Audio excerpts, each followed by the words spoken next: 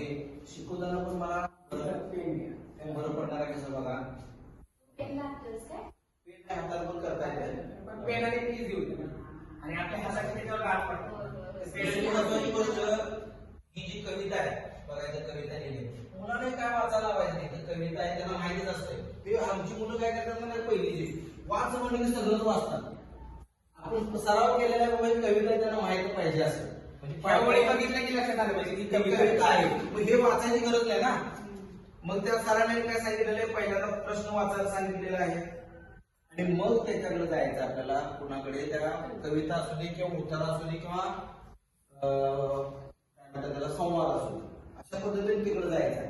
बघा पाहण्याचा रंग कसा असतो म्हणजे पर्याय पण सर्वांनी वाचलं पाहिजे व्यवस्थित. पर्याय पण वाचलं पाहिजे आणि निगेटिव्ह सिस्टीम पुढं पुढं पेपरला असते बघा. म्हणजे हे उत्तर येणार नाही हे येणार नाही हे येणार नाही मग याचं उत्तर येत असणार. अशा पद्धतीने निगेटिव्ह सिस्टीम आम्हाला पण कोणाला समजावून सांगताना बरं पडतंय. त्याच्यामुळे थोडं ते 10,000 रुपये काढा तुम्ही सगळ्यांनी मला त्या पैसे नाही सगळ्यांनी